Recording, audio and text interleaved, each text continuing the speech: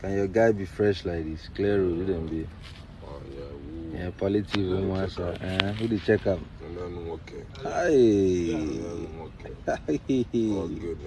Actually, it's a beautiful thing to go back to your hometown at the end of every year to experience the beauty, the nature, and the development around the environment. And that's what Flavour Nabania, Masterkraft, and one of their biggest managers so far were in Enugu Lake, and they were having a wonderful time out there. Anyway, I'll be bringing to you all of the highlights and how it went, and the Masterkraft became a hype man for Flavour Nabania on this one, man. It was actually fun and entertaining, and at the same time, this is the first time I actually seen Flavour producing music in an outer space, like just setting up his studio in an outer space and making good music there, which we all know, yeah, it will come out beautiful.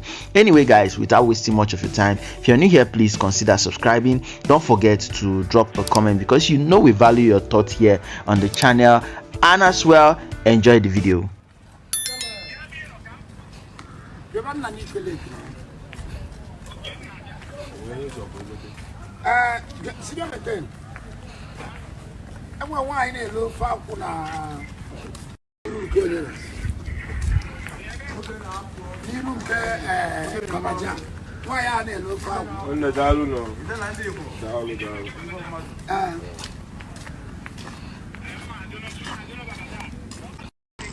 Yes.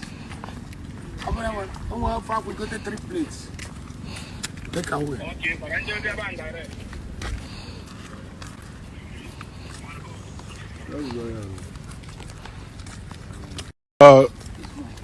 I'm going to engineer time. I try to something.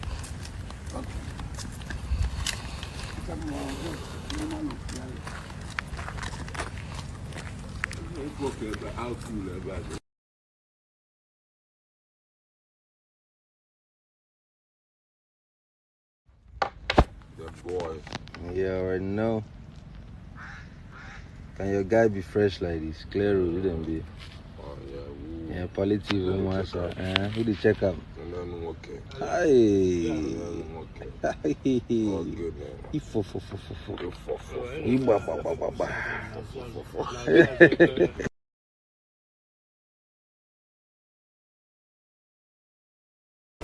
Now, the gift of talent, creativity is one beautiful thing that everybody would love to have and admire. Oliver Nado displayed one beautiful, amazing performance. I want to share with you guys, and I want you guys to watch this one. Like, it's just so beautiful doing this crazy set of things with just a bass guitar and enjoying the moment, everybody having fun around the environment, staring at him and him having that confidence playing it. One Igbo Amaka, I keep saying it here and I'll continue to say it over and over again. God Almighty has blessed a whole lot of us through the works of our hands, and this one is a beautiful one to enjoy. Enjoy the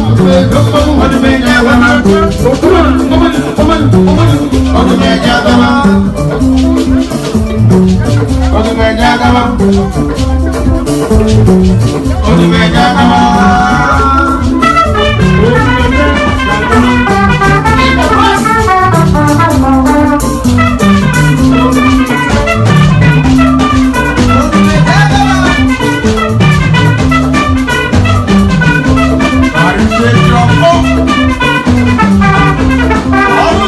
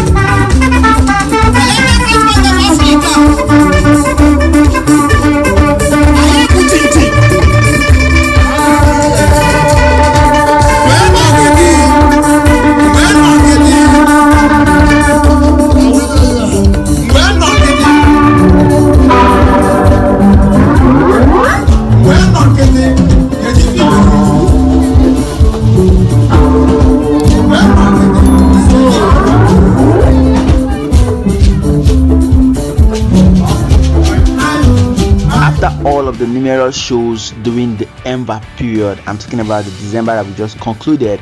It's actually a good time to sit out, refreshing up and have a wonderful time. And him choosing Enugu was, I think I should say, is the best option so far. And yes, he had a wonderful time out there with Masterkraft, and it was awesome. I'll be repeating Oliver Nado video here. Please, that video is really important. Watch it. Subscribe.